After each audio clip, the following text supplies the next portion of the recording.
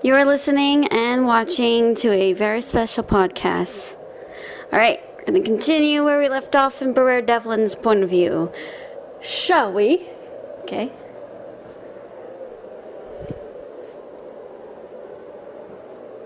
Briar Devlin was true to her word, owing this back to Ben. How?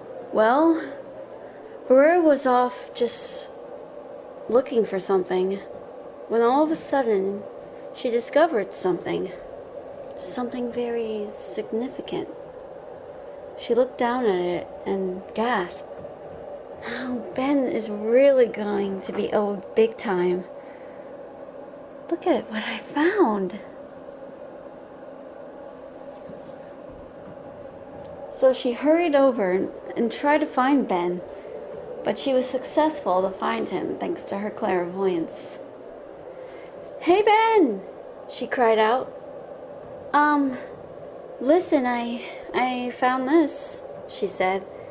In her hand of an object. It resembled some sort of music box. I was wondering, do you know what this is? 'Cause I have no idea. I just found it but Ben, strangely enough, looked horrified. "Oh my goodness. I haven't seen this in a long time.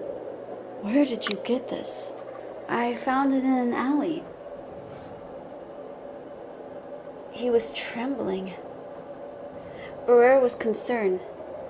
"Hey, you're gonna drop the music box." "I would never drop this." "Oh, I remember it. Thank you." But then his delight somehow turned into some sort of sadness. He opened it, and this beautiful music box was playing. It was a sparkling bat twirling about. Briar thought it was weird. The bat, a black bat with wings, and it was black, and it had teeth, but it sparkled like a star. What the heck? What kind of music box is this? She thought, and she heard Ben hum the tune to Twinkle, Twinkle, Little Star. But it was really Twinkle, Twinkle, Little Bat. Twinkle, twinkle, little bat, how I wonder where you're at. He recited, "Up above the world you fly, like a tea tray in the sky. Twinkle, twinkle, little bat, how I wonder where you're at." Briar looked at him funny. "Are you reciting the line of Alice in Wonderland? You really are a strange man." "Well, it's a beautiful masterpiece.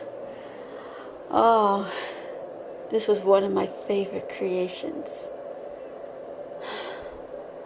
You create music boxes?" "Well, in my spare time. Machineries mean nothing. It's, well, something else important." "Like what?" "Oh, quite something that doesn't relate to machines. But a little girl was crying her eyes out. And she... He nearly dropped the music box, but Briar caught it in time. "Are you okay?" "Yes, I'm sorry. I have to go. Terribly sorry." He rushed away. Briar cried out, "Wait, I could take you back." "No need. I'm fine." Briar was curious. I wonder what's his problem. I was only trying to help. Oh well, at least I got him that music box. However, she managed to sense someone in the direction. She hurried over, and when she did, she saw it was her. Rosemary. "Hey, you again. You caused us terror last time," Briar said. "I warned you. Stay away from Ben. How do you know Ben? He's my one and only. He's the one that created that music box for my dear sisters. What are you really up to? Briar asked. You mean you don't know? I only consider myself an angel. You're the one that's been trying to lure Silver. Oh, her. Yes, her. She doesn't need to be with you people. Why don't you just turn around and go home, if that's your real reason? That's not gonna cut it for me. Look, just tell me something. What are you up to? I just want to create mass destruction. It's going to be the end of days, and I am the Reaper, and you can't deny me of my salvation. Salvation? Oh, give me a break. You, salvation? You're more likely to be a fear amongst us. What? You mean you never even heard of me before? Think about this. The Reaper is me. You shall not fear the Reaper. Maybe I shall fear the Reaper, because the Reaper is nothing more than a destructive nature, an enemy of mine. You are the enemy known as the Reaper. Yes, the Reaper. If only he could hear that wonderful song playing. I am his angel of music, and he will come back to me. And so will Silver. Silver is my beloved little muse, just like the Phantom and Christine. Phantom? Christine? Wait, isn't that a musical? Yes, it is. It's one of my favorites, really, Rosemary said. Briar was shocked. I think I know that one. The chandelier, the beautiful costumes, the songs, the opera, everything. Yes, Rosemary said. Then she began to twirl, but this haunting song appeared from her voice, saying, Angel of music, guide and guardian, grant to me your glory. Angel of music, hide no longer, secret and strange angel. Wow, that was actually pretty good, Briar said. She didn't want to admit it, but that voice sounded pretty. Oh, thank you. I'm so glad you liked it. Oh, Beata Maria, have mercy on this girl. I am going to renew the world in blood by the hand of my mother. So, what's up with your mother? Why are you doing this? Don't you see? It's what I do for her. It is Mother who gave me purpose. She reached out to me, to my sisters, and showed us what must be done. This is my moment. Our moment. Me and my sisters will rue the day that this town will strike up and try to destroy us, Rosemary said viciously. Briar couldn't believe it. Holy crap. What are you trying to pull? An apocalypse scheme? Apocalypse?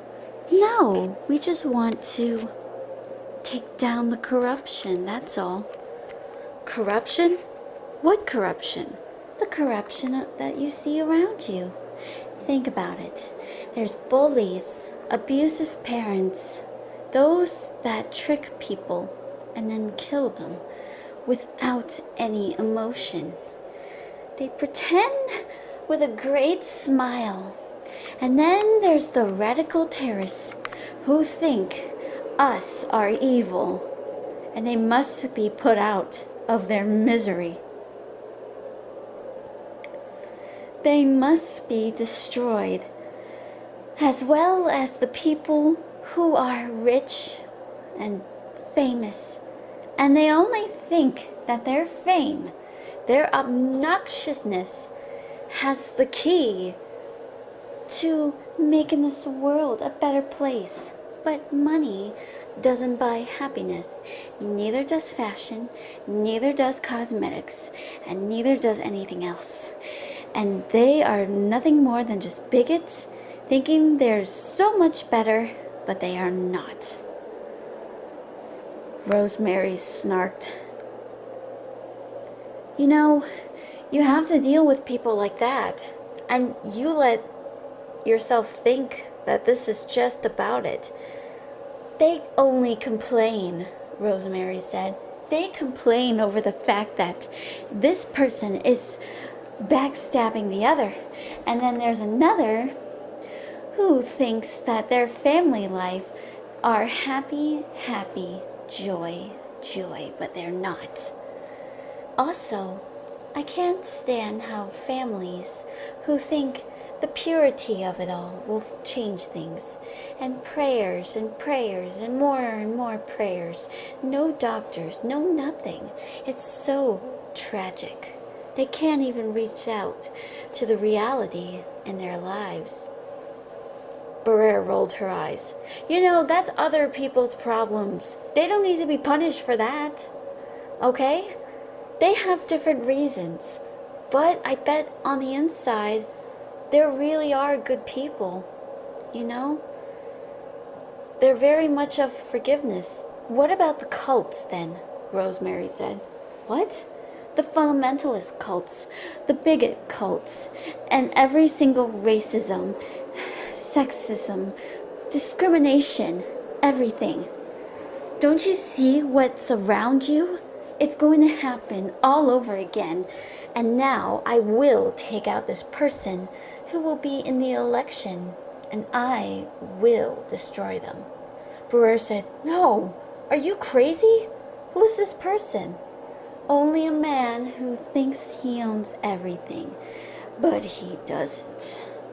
And that is the pain of my existence. He goes by the name of Marcello, and I must stop him. But until then, if you can stop me, I'll oblige. Toodles, Rosemary said, and she skipped away. Rosemary, wait! Briar said, running after her, but it was too late. She was gone. Briar grunted. However, she got a call, and she had to be summoned back to headquarters. Thank you so much for listening and watching. See you next time. Bye-bye!